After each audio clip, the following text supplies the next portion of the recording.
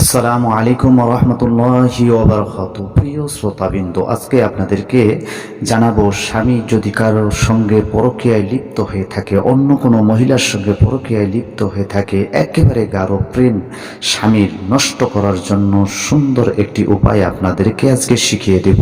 আপনারা কি করলে পরে স্বামীর পরকীয়া নষ্ট হবে। ও মা বোনেরা, আপনারা যারা স্বামীকে নিয়ে বড় টেনশনের মধ্যে রয়েছেন, বড় পেরেশানির মধ্যে রয়েছেন যে স্বামী পরকীয়ায় লিপ্ত হয়েছে, তাকে কি করে ফেরানো যায়, আপনি বাবার কাছে, হুজুরের কাছে দোয়া নেওয়ার জন্য গিয়েছেন, আপনার কোনো কাজ হয়নি। আপনাকে আজকে একটি টাটকা আমল, সুন্দর আমল শিখিয়ে দেব।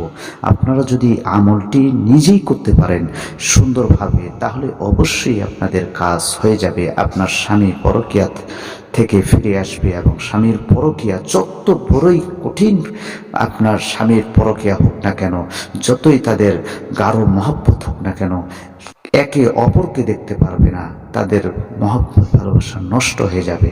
আপনারা এই আমলটি যদি করতে পারেন, কি করতে হবে? সর্বপ্রথম আপনাকে একটি দোকানে গিয়ে 700 গ্রাম লবণ কিনে নিতে হবে। 700 গ্রাম লবণ কিনে নিতে হবে। এই 700 গ্রাম লবণকে 7টা ভাগ করতে হবে।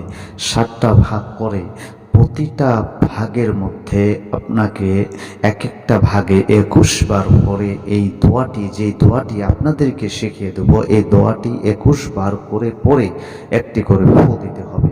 7টি ভাগে 21 বার করে যদি আপনি ফু দিয়ে দিতে পারেন, তাহলে অবশ্যই আপনার ইনশাআল্লাহ আপনার স্বামীর পরকীয়া নষ্ট হয়ে যাবে। যত বড়ই গাঢ় মহব্বত, যত বড়ই গাঢ় ভালোবাসা হোক না কেন, একে অপরের দুশ্মন হয়ে যাবে, একে অপরকে দেখতে পারবে না, দেখলেই গালাগালি করবে, একজন আরেকজনকে সহ্যই করতে পারবে না।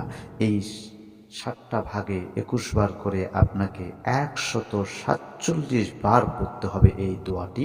দোয়াটি হলো এই, দোয়াটি পড়ার আগে সর্বপ্রথম আপনাকে একবার দরুদে ইব্রাহিম পড়ে নিতে হবে।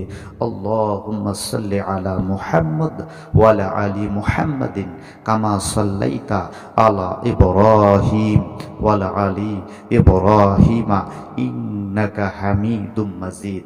এরপরে আপনাকে বলতে হবে বিসমিল্লাহির রহমানির রহিম। ওয়াজআলানা মিন বাইনি আইদিহিম সাদ্দাও ওয়া মিন খালফিহিম সাদ্দান ফাগশাইনাহুম ফাহুম লা ইউবসিরুন। আরেকবার শুনুন, ওয়াজআলানা মিন বাইনি আইদিহিম সাদ্দাও ওয়া মিন খালফিহিম সাদ্দান ফাগশাইনাহুম ফাহুম লা ইউবসিরুন। এই দোয়াটি পড়ে আপনাকে প্রতিটা লবণের ভাগে 21 বার করে পরে একটা ফু দিতে হবে। আর এই লবণটি পরবর্তীতে বড়ই গাছ অর্থাৎ কুল গাছের ডাল দিয়ে, শুকনো ডাল দিয়ে, শুকনো খড়ি দিয়ে, শুকনো লাকড়ি দিয়ে আপনাকে জ্বালিয়ে দিতে হবে এই লবণটি। আর আপনি কাজটা যেদিন করবেন সেই দিনটা যেন আপনার মঙ্গলবার হয়, তাহলে ইনশাআল্লাহ অবশ্যই আল্লাহ পাকের অশেষ রহমতে আপনার কাজ হয়ে যাবে।